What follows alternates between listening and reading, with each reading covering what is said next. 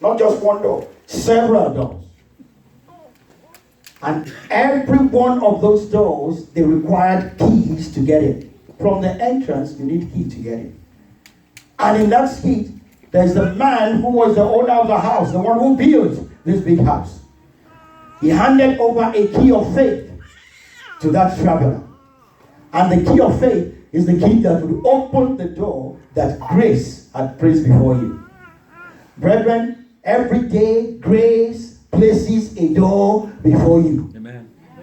Every day. It is a door of promotion. It is a door of opportunities. It is a door of blessings. A door of breakthrough. A door of healing. A door of salvation. Grace is always presenting these doors. But they are locked. And there's only one key that can open it. If you try every other key, just like that young man did, he tried the key of self-service. It did not work. Tried the key of hard work. It did not work.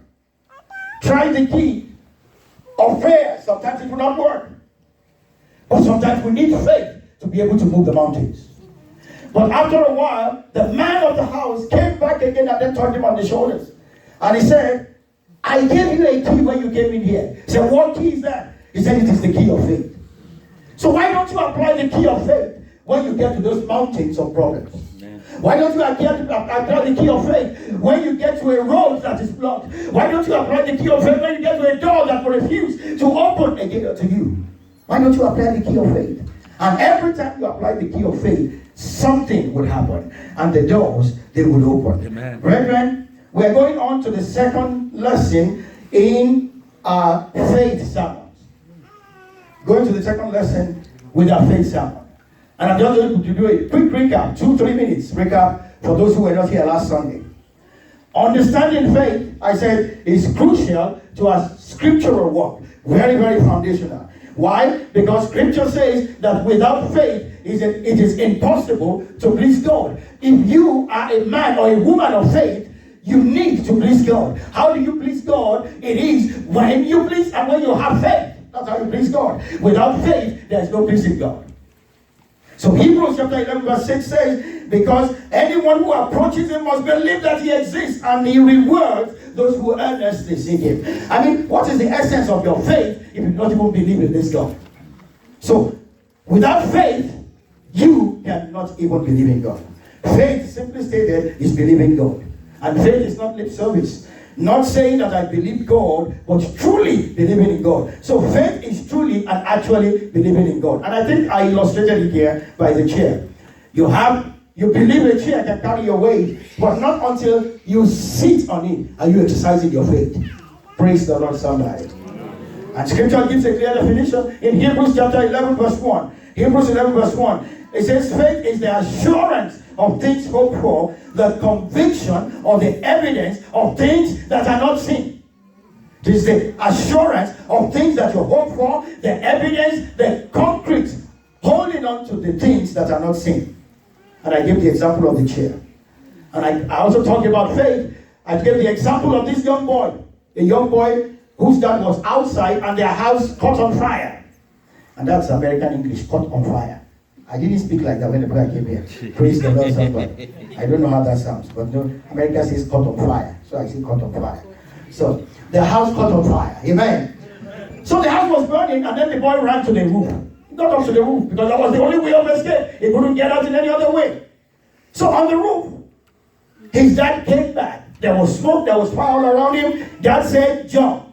The boy says, I will not jump. Dad says, but I am here. I'm here. I will catch you. The boy says, I cannot see you. All I'm seeing is fire, all I'm seeing is smoke, but I cannot see you. But Dad said, jump anyway. But because I can see you. And if I can see you, that's all that matters. Brethren, whatever your challenge is in life, the truth is that you may not see God in it, but God is in you. Amen. And you know, in our Bible study on Tuesday, we're talking about the impediments to faith, and one of them was talking about waiting. I know we said something about waiting, and we said when you wait, God says wait. Does it mean that God is waiting? No. While you are waiting, God is working. Amen. When you are waiting, God is doing what? God is working. So the dad said, jump. You cannot see me, but I can see you. And that's all that matters. When you jump, I can always catch you. Praise the Lord, somebody. Hallelujah. So we went on to talk about the characteristics of faith. We identified the first characteristic of faith, and we said your faith, the strength of your faith depends or is determined by what it is anchored to. What do you have faith in? And I said, for anyone to have faith that would matter, that would stand the test of time, that faith has to be anchored in something that is big, that is great, that is powerful, that is the Almighty. Amen. Something that you have tested that never fails you. If you can anchor to that thing, then your faith holds. Praise the living Jesus. Hallelujah. So I said, Abraham believed God, and it was counted unto him as righteousness. So even when nothing was happening, Abraham knew that he had God on his side, and he knew that eventually something would happen. Praise the living Jesus. Second lesson we said faith has obstacles. Faith has obstacles. What are obstacles to faith? They are doubt. Obstacle to faith, doubt. God says move. You decide not to move. Not until you take the first step, that miracle is not going to happen. God expects you to move forward in faith when he has given the instruction. That's why the children of Israel got to the Red Sea. And the Pharaoh and his own, they were coming from behind. They were faced with the Red Sea, and Moses was screaming to God. And God said, why are you crying to me? He said, tell the nation to move forward. He expected them to move forward. Jordan did not part until Joshua and his men, they stepped into the Jordan. As soon as they stepped into the Jordan, scripture records that Jordan parted away. Brethren, in faith, God expects you to take some steps, and when you take the steps, then God will complete his assignment. Praise the Lord, somebody. Hallelujah. When you don't take the step of faith, God is not willing to go with you. Amen. Amen. So you have to understand doubts, ignorance, misunderstanding, temptation, weaknesses, and persecution. Brethren, true saving faith does not focus on the obstacles or the problem, but it focuses on the capacity of the God that you serve. Most of the time when we grumble and when we complain, we are belittling our God. We are belittling God. You grumble, you complain, you are belittling God. That's what the children of Israel did. And because they grumbled and they murmured and they complained, God said none of them would get into the promised land. And they all perished in the wilderness. You will not perish in the mighty name of the Lord Jesus. Amen. Matthew 19:26 says, Jesus beheld them and said unto them, with men this is impossible, but with God all things are possible. It did not say that some things are possible. It says all things are possible.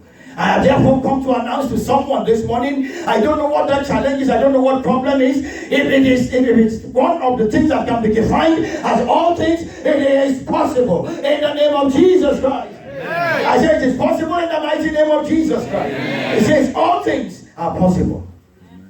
So that's the second one. Now I'm going to the third characteristics of faith. So those are the two that we had time to mention last week. The first and the second characteristic, we are going to the third characteristic of faith. We are looking at two today, and then we'll close service.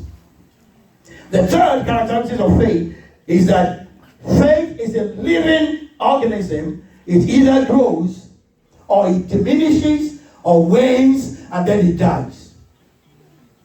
Faith is a living organism. It either grows, or it diminishes, and eventually it dies. And I will give you a first example. You know, an apology to the dentist in the house. Amen. I don't like going to my dentist. Amen. You know, because by the time they scrub all those things, and then you see blood all over the place. I mean, it scares me. I don't even want to go near it. Amen. So when we first came here, we had to get a doctor. At my office, they gave us health insurance. So I had to pick a dentist, a doctor, and all these people. So I picked the one that was closest to my house. Not because I wanted to go there, but because I just knew I had to pick a dentist. So we picked this dentist. I would take my son there, I would drop him off, he would have. And they started to like this doctor. They started to. Old man. I would see him, he must have been in the 70s. So eventually one time, I decided, let me go and clean my teeth. Let me go there and clean my teeth. Maybe somebody told me my teeth was not looking right or something.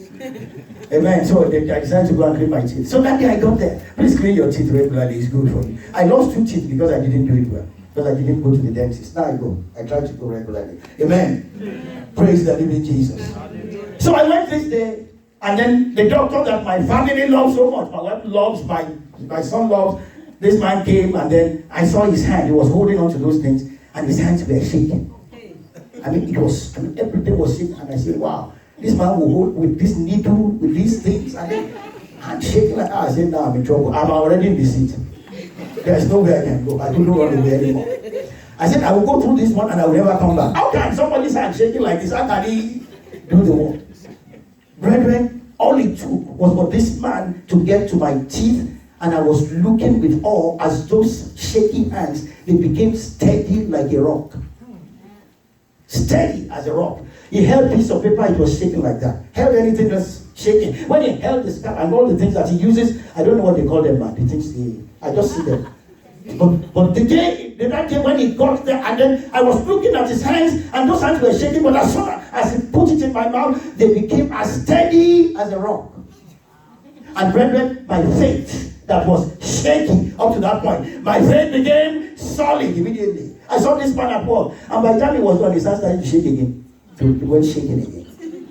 But brethren, the man now retired. So he's retired. I had him for several years, about 10 years, and now retired. So the practice to a young woman, a young Chinese. And every time we go there right now, the woman is more concerned about money. She'll put 10 people like that, and she'll be running like a yo-yo. She'll say, keep this one there, keep her there.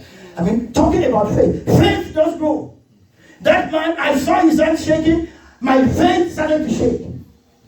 But brethren, the minute I saw that his hands became steady, my faith grew. And immediately I knew, this man can do the work. It is the same with your faith. Your faith has the capacity to grow. Brethren, when you feed your faith, it will grow. When you don't feed your faith, it will die. And it will diminish. Let me be clear. Whatever or an object that is not growing is dying. When it's not growing, it is dying. Life is in a constant flux. It's either growing or it's dying. It's growing, dying, growing, dying. When it's not growing, it is dying. Praise the Lord, somebody. Life abhors a static state. It doesn't happen. It's always a constant flux. It abhors a static state. Brethren, true saving faith will grow. True saving faith will do what? It will grow. It may not grow in a linear manner. It may be up and down, up and down. But brethren, the truth is that the final analysis is that your faith must grow. Go to Proverbs chapter 4 verse 18. Proverbs chapter 4 verse 18. And please, we have to accommodate the children today because we don't have teachers. So please accommodate the children. I'm praying next Sunday we will have teachers. Chapter 4 verse 18. Scripture says, but the path of the righteous man, the path of the righteous woman, is as the dawning light that shineth more and more, and somebody can add, and more and more and more, until when? Until the perfect day. Brethren, as long as you continue to live, brethren, it continues to shine more and more. The shining today must be, today's tomorrow must be better than the shining of today. Yes, sir. It has to be more. If it's not growing, if it's not shining, there is no way you can get to the point of perfection. Yes, sir.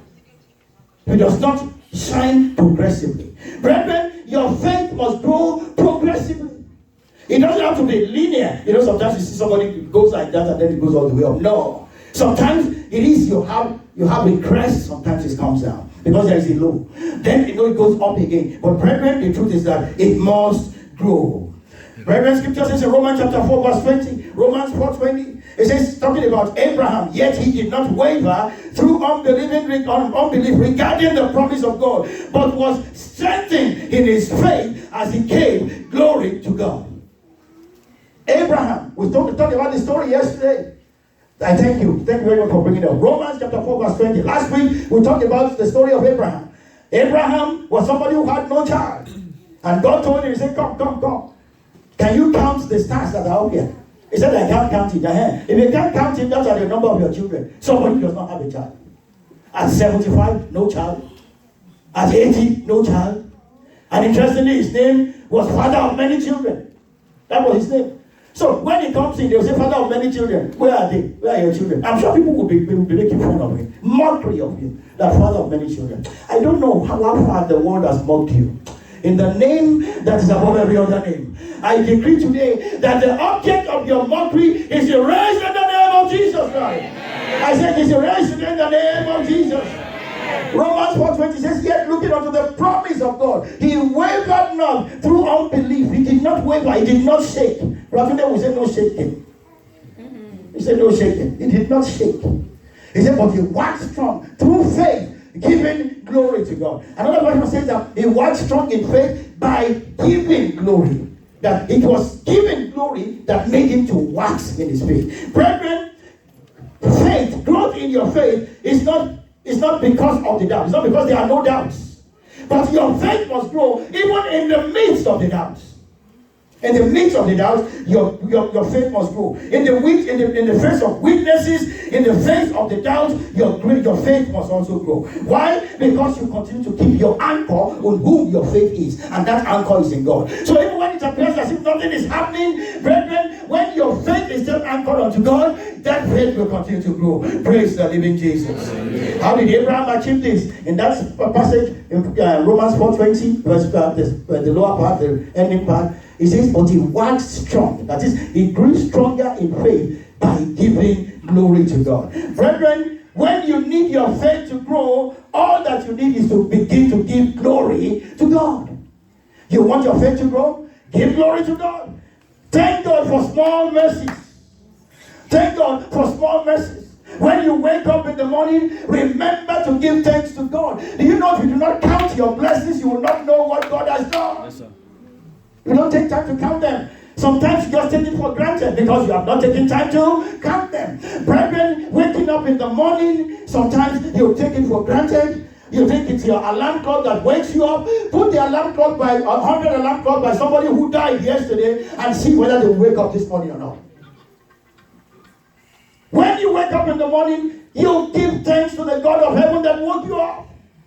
It says, I slept and I woke up because your grace sustains me. I slept and I woke up. It's your grace that sustains me. You have to give glory to God for little mercies, for big mercies, for awesome mercies, for abundant mercies, for great mercies. You have to give thanks constantly in a flood of giving thanks to God. Brethren, when you do that, your faith grows as you give thanks to God for those big mercies, small mercies, waking up, going out, coming back, health, food, roof on your head, for everything. You count your blessings, you name them one by one, then you will know that our God is doing great things in your life. Praise the living Jesus.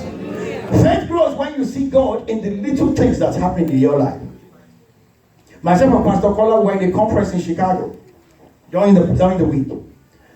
And one of the executives from Facebook came to give a talk at the program. And she was talking about business and leadership. And then she now asked her a personal question. She lost her husband a couple of years ago. And she said she got into a tailspin of depression as a result of losing her husband. And she would have lost everything as a result of that. But she said she has a friend who is also a therapist or a counselor or something. And then while they were walking through in counseling, that he said something that got her out of her depression. Because her husband had died of cardiac arrest. That's what killed him. So she said, after a while, that everybody has tried to console her, and she was inconsolable. This had been going on for 3 months, going to 4 months, and she just wanted to end life because she thought life was not worth it anymore. He said one day, I should round up. We have not started. That she now said, praise the Lord, somebody. That she now said one day that the counselor now told her that you are lucky that what happens if this guy was in the car when he had cardiac arrest, and your 2 lovely children, they were sitting in the car with him, had cardiac arrest, crashed the car, husband gone, 2 children gone, what would be your situation? She said she got out of that depression right away. I'm mourning because of one person right now. It would have been multiplied and even tripled. And if that had happened, then how could I have gotten out of that? That was the spell that got her out of that depressive mode. Brethren, when you do not thank God, you forget the small mercies of God that God delivers to you on a daily basis. Brethren is the one that wakes you up, He puts food on your table, He gives you peace in your heart. He's the one that gives you joy that is unspeakable and full of His glory. Brethren, if there is trouble on this issue, will come to this church. You won't be able to sit here. God gives you peace round about. Brethren, is that not good reason for us to be able to thank God and appreciate Him? If I were were in your shoes, I would say, Father, I thank you this morning. Father, I thank you. Brethren, it's good for us to thank God. There are people that, there were 2 cops who went out yesterday when they were leaving. They showed their picture. Last night, they were dead. There's this thing going on in Virginia. There's this going on. And they were responding. First responders, they came by helicopter to this crowd of, there's a riot going on there. And while they were intervening, the helicopter crashed. And 2 able-bodied officers, they died in that attack. And they put up their pictures, and I was telling my wife, I said, these are people who went to work yesterday, bidding their families goodbye, saying, wife, I'm coming back tonight, and they never made it. The next encounter their family had with them was in the mall. Why will I not thank God that I'm thank you, and that I'm alive this morning? If I were in your shoes, I would thank God and I would say, Father, I thank you and I bless your name. Brethren, when you do that, you find that your faith develops. It does not matter what is going on around you. All of a sudden, you find that it's not yet the end of the world. That I'm still alive. There is hope for the living. Amen. There is hope for the living. Scripture says that a living dog is better than a dead lion. A living dog is better than a dead lion. What can a dead lion do? A living dog is still better than a dead lion. You are alive, you have a reason to thank God. Brethren, the last characteristic of saved faith that I will mention, I still have 3 minutes. Amen. Praise the Lord. The last one I'll mention is dead faith. Somebody say dead faith. Dead faith. Dead faith. This is the kind of faith that leads a man to take the medicine bottle, bottle of medicine. You take the medicine bottle, read the name, read the instructions, know the doctor that gave it. I trust the doctor. I trust Mark Pharmaceutical that made it. I trust everybody that dealt with this medicine. And I know that I have headache. I know you can deal with my headache. I will look at the bottle, see the name, see everything, and do what? Put it back in the shelf without drinking it. Will that headache go away? It will not go away. Except by divine intervention. Praise the Lord, somebody. So you have a headache. You won't Tylenol. You know who made it. You have it in your pocket.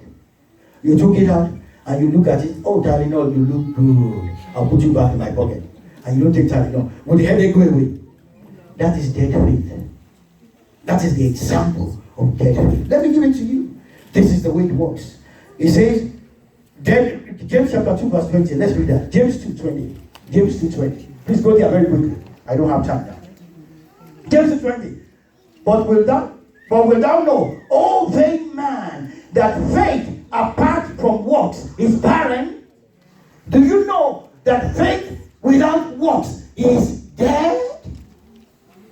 Do you know that? Please. Do you know who has KJV? Who has KJV? Will tell you succinctly what I'm trying to prove there. But will thou know, O vain man? But will you know, vain man, that faith without work is dead? That faith without works is dead. When your faith does not produce works, when your faith does not do what is expected to do, that faith is what? Is dead. The faith has died. Praise the Lord, somebody. This is not saying that your faith does not produce something. This does not say that your faith is not producing something, but your faith must produce good works. There are some faith that produces bad works, but your own faith must produce good works. Praise the Lord, somebody. Hallelujah. What distinguishes dead faith is the absence of righteous deeds. When your faith does not produce righteous deeds, then that faith is said to be dead. You believe in the gospel truths, but you don't have the particular compulsion to behave in a righteous manner.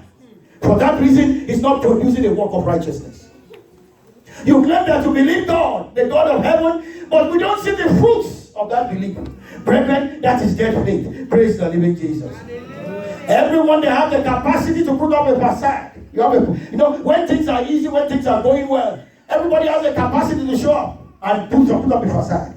But brethren, when the circumstances, when they are tough, rough, and when they are tumble, that's when the human that is within you, the person within you actually shows up. So you see people, when they act up and then they come back later to apologize to you, it's because that's who they are. Praise the Lord, somebody. Dead faith must be able to produce righteous works in you. Brethren, when you're under pressure, what does your faith, what does it produce? I have a boss at work. Whenever there's a challenge, I mean, she's very nice. I mean, the way she speaks. I mean, you think that she's well mannered, she's all this. But wait until there's pressure. When there's pressure, you see them reeling out profanities. See them reeling profanities. As if profanity was going out of style. Praise the Lord, somebody. But the truth is that that's who they are. That's what is within them. What you do under pressure is exactly who you are. Praise the living Jesus. Will the fruit of your faith, will it cause onlookers and atheists, somebody who does not believe in God, will it cause an unbeliever to give their life to Jesus Christ? Your faith, will it cause them to give their life to Jesus? If not, your faith is dead. If it doesn't do that, your faith is dead. If our faith is dead, brethren, chances are that you probably have no faith at all. Go and test it. If your faith is dead, chances are you don't even have a faith. And without faith, the reason I say that is because Hebrews 11:6 says, without faith, it is impossible to please God. So if your faith does not produce work, which means that it is dead, then go and test your faith. Chances are you are not even in the faith. Praise the living Jesus. Faith is the currency of a rewarding Christian walk. It is the currency of a rewarding Christian walk. Radical faith leads to radical results. All you require in faith in life is available by faith. If only you will reach out and then you will grab it. It is available unto you. Faith is you handing over the reins of your life, taking over the reins of your life and giving it over to God and asking Him to take over. That is no longer my own, now it's yours to take it. Faith is walking through the valleys of the shadow of death. Just like David said, I'm not being afraid. Like David, he said, that thy rod and thy staff, they comfort me. You know, he was holding on when it did not make sense, hoping against hope. That is what it's about. And I will close with this story, talking about faith. There's this young lady when we started the church in Pittsburgh, who was a student in the University of Indiana. So somebody invited her to church. One of her friends, who was in the choir, said she sang until they brought her to church. At that time when she came into church, she was a student. She now came to us and told us that her parents from Nigeria sent her to the US to study. And her brother, who was in college in Nigeria, got into cults and all this whatnot. So her parents had to send all the money they had, to make sure the boy did not go to jail. So the girl could not get money here to complete her education. She came here for a 2-year degree. So after a while, summer came, and the girl was looking for a place to live. I said, come to us. You can stay with us. This girl had $2,000 to go back to college after summer. She needed about $8,000, so we were looking for additional $6,000 for her whenever she went back to school. So we were believing God and asking that God would make up the difference for her. And we are holding on to faith. So we went for the church's convention in New Jersey. I remember it was in Secaucus, New Jersey. While we were there at the convention, Pastor Rishidiapo came, and I've told this story here before. Pastor Rishidiapo, it was 2004. I think it was 2004. Pastor Rishidiapo came and said, people should settle their future with $2,004. And he had done a nice preaching, and people were coming out with $2,004. And I saw this girl rise up. She was walking up in the aisle. I know what she had was $2,000. And that we are believing God for $6,000 more. So she was saving the $2,000. She needed $6,000 more. She got up from her seat and she was going to give the two. She was lucky she didn't sit next to me that day, because I would bring her back. I would not let her get up. I would say, you are crazy. Something is wrong with you. But this girl, she got up from her seat and she went up. When we got back in the car, we were driving, I said, okay, I said, you are crazy. I said, you have $2,000. We are looking for $8,000. You are giving up the 2004. I said, how does that add up? Where are we going to get the money from? She said, well, I just felt led to do it. I said, okay. On Monday morning, she made money order. I was the one who dropped it in the mail for her. $2,004. She mailed it to North America in Chicago. And so summer ended. She went back to school. And there was no money. I said, Ronke, go to school. God will provide. In faith, we said that. Every day Ronke will call. They gave her 2 weeks to pay. Every day she will call. There was nothing.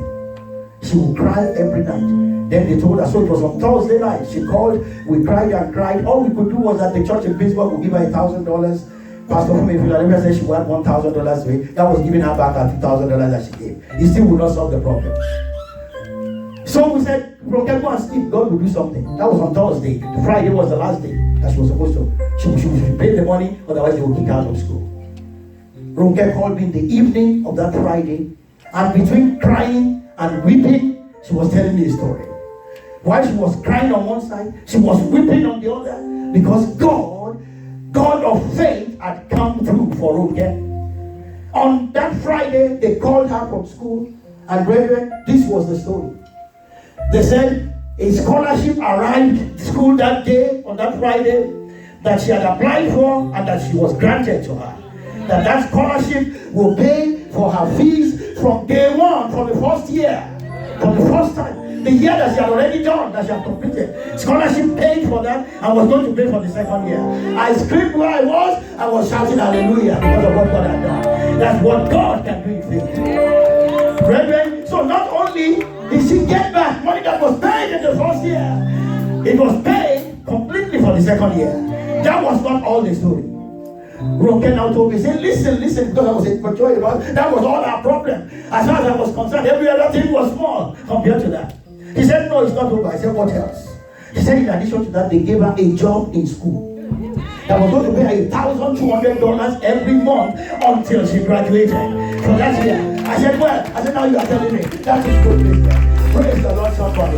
Talking about people who anchor their faith unto God, and that my God can always deliver. It does not matter what you are going through. You may sit there, you may be a signing, you may be missing a miracle. But I want you to know that my God is a God that can do all things. He said that with man it is impossible, but with God all things are possible. I don't know what you are believing God for, but it is possible. Brethren, Ronke, along with other girls in school then, because Pittsburgh is a school for students. It's all students.